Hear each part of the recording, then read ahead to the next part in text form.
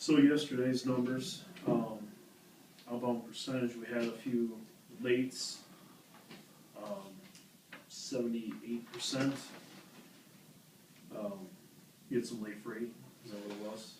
Yeah, we got the freight back in time. It's just we're still working on getting manpower here to work the freight when it does get here. You know, late switches, losing a couple contingent guys, stuff like that.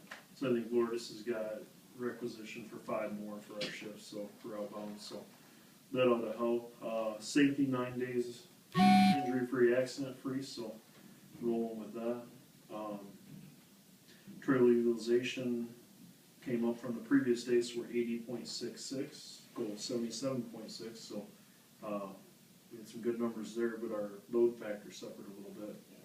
25.9, 27.7 goals, so motor moves, we need to get that motor move report, work with that, showing guys where they're at, so we can get them guys on board. 7.66, goal 7.47.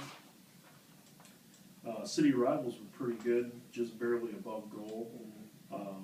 For percent back by 5, so 37.8, goal 37.4, so just barely made it, but we need to staff the dock now, so. Let's see here, outbound service, we had a 97.5% on time, goal 98, so we got a little bit of a gap there, so working the SADS report every day. I'll give you a list of a couple more guys today to talk to. I talked to Dave the other day about getting his stuff squared away. Our damages, horrible day yesterday, so Ralph and his Pdca for the SME, he said that we weren't blocking and bracing, blocking the freight on the dock with the wood, so protecting our sensitive freight. So we want to get that up a little bit. Reways 89.9%, we're 10th away from goal, so that's a hard loss there. So we just need to make sure, you know, if line haul guys are hitting the dock late, we get them guys on either scale lift or have somebody scaling, docking it, and they can run it. Yeah. So operational, we have Tiger Poly shipping today.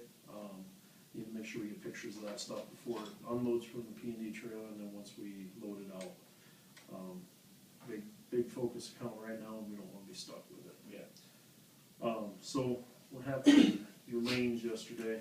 Any news there? We went over one with cold water, so we diverted a Milwaukee to South Bend. A little bit of Mundelein and Melrose went over into Indy also. Indy, we stayed good. We was actually 1 under. We held the proper. We didn't move any of the proper. Cincinnati was fine. South Bend, we moved the Milwaukee, was 49% into there. That kept us even. We found a trailer in the yard of Pittsburgh, which put us 1 over our trailer. None of the freight showed here. It was about 3/4 of a trailer, so that hurt us there. Didn't have to add a run or anything, but it did add 1 count to our trailers. AY was good. Clearfield, we moved a little bit of proper to fill it. Charleston, we sat on the proper, stayed even with that, and Detroit we was fine. So we had a pretty good day yesterday with Hughes. You know, a couple of our obstacles were, you know, the freight did get back at a decent time, but we didn't have the manpower to work it. So, you know, like we talked about a minute ago, we're working on getting some contingent guys in here, 5 more. So then we're also with the Kaizen with John Deere, we are working on, well, we're pulling 2 guys off of that, so that should help us a little bit today with staying current. So Okay.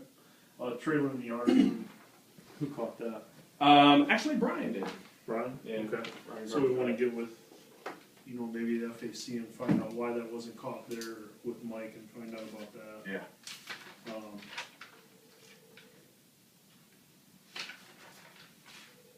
think that's it. Otherwise, we do need to get Ian set up as our SME for the safe stack and trailer utilization for that sector. So we want to get him rolling with that. Does he require any extra training for that, or? Yeah, we're going to get JR, hook him up with JR, probably tomorrow, get that out there.